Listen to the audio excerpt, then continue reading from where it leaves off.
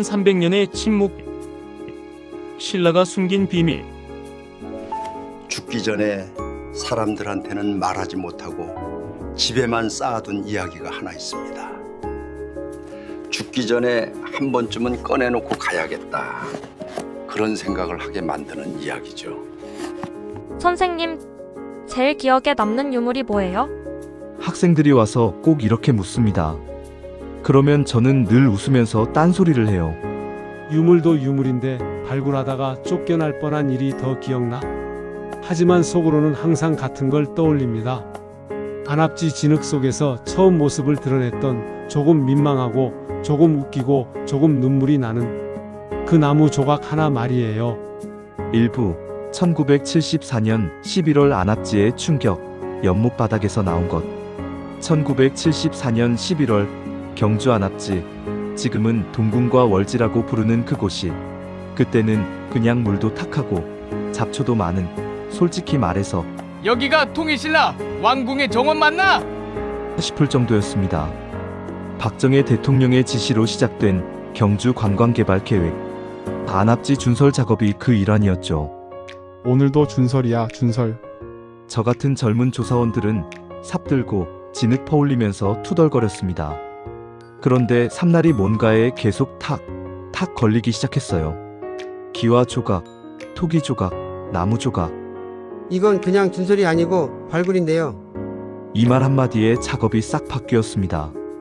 1300년 만에 연못바닥을 청소하는 작업이 고고학 발굴로 전환된 순간이었죠.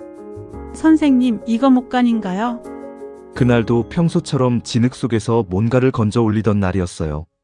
젊은 여성 조사원 하나가 진흙에 묻힌 나무 조각을 하나 들고 오더니 선생님, 이거 목간 같은데요?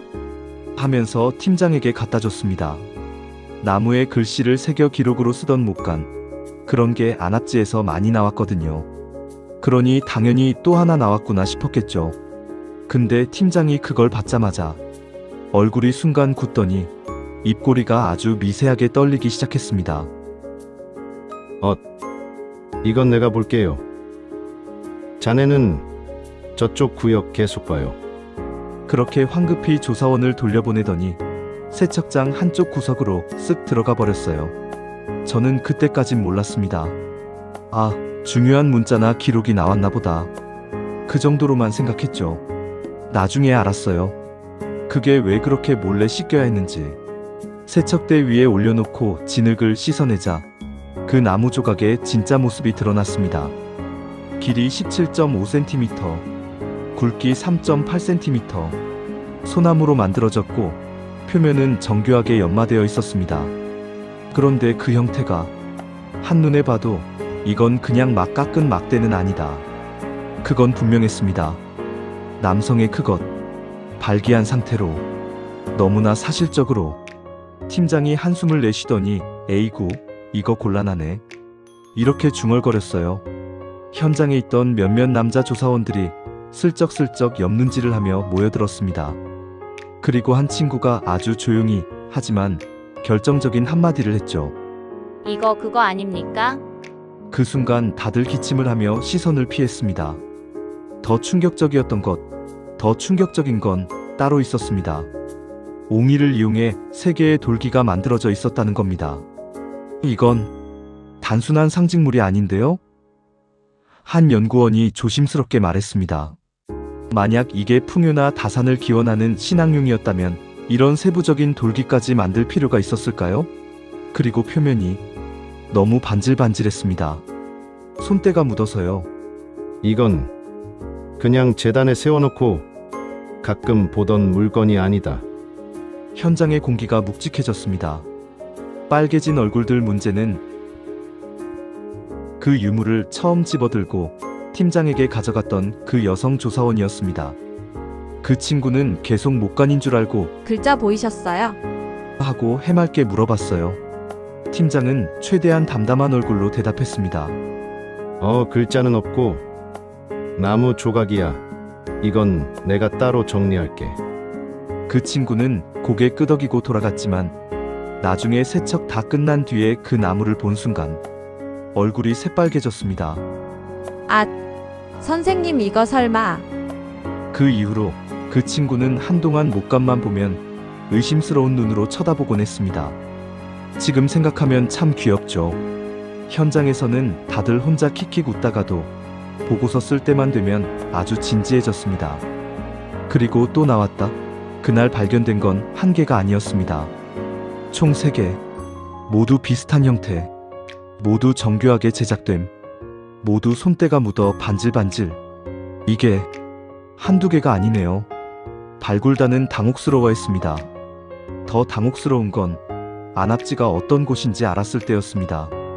안압지는 신라의 동궁으로 왕자가 거주하던 곳, 왕실 가족과 귀족들만 출입 가능하였고 수많은 시녀들이 일하던 곳이었죠.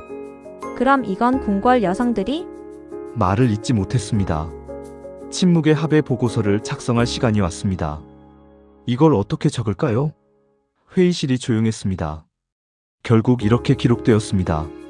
목재 조형물 3점 출토, 용도 미상. 그게 전부였습니다. 어느 학자도 이건 자위용입니다 라고 쓸 수 없었고 이건 풍요기원용입니다 라고 확신할 수도 없었습니다. 그래서 우리는 침묵을 선택했습니다. 2부 1978년에서 1996년까지 황룡사에서의 두 번째 발견. 신라 제1의 유적지인 안압지 발굴이 끝나고 4년 후 1978년 황룡사지 발굴이 시작되었습니다. 황룡사 553년 진흥왕이 세운 신라 최고의 국찰.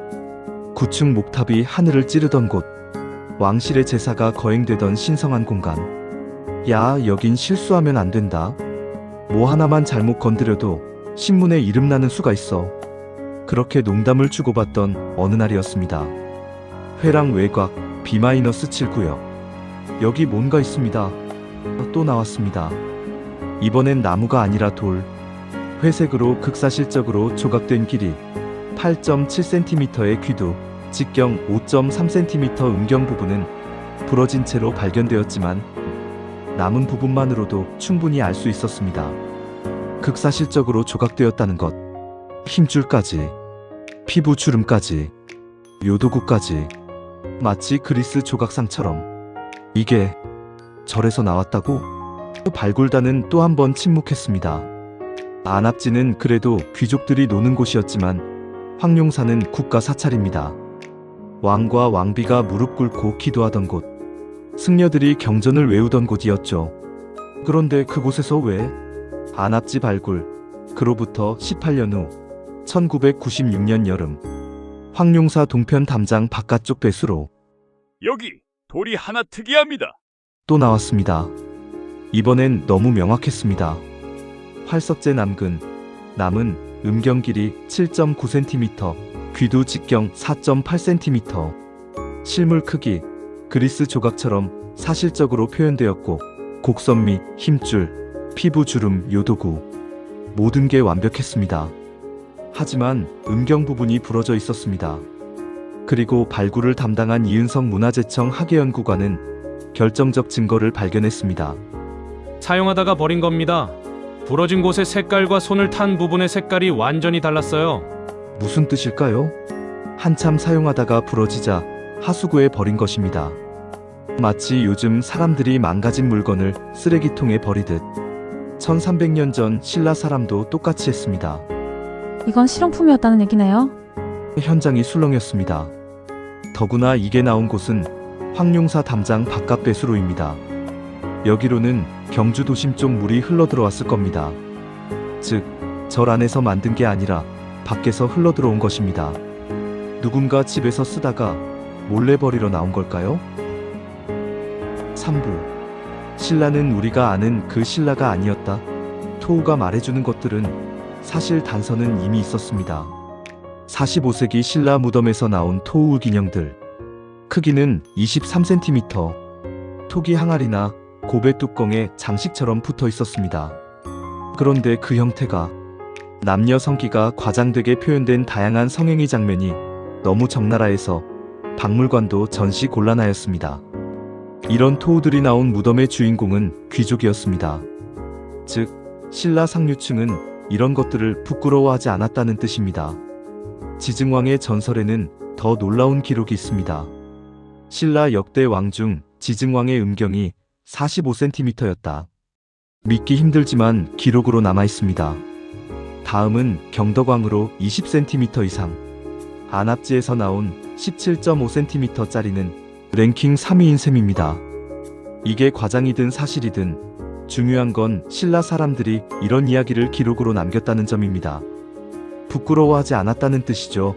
또한 개방적 성문화를 가진 신라 화랑도의 풍습도 흥미롭습니다.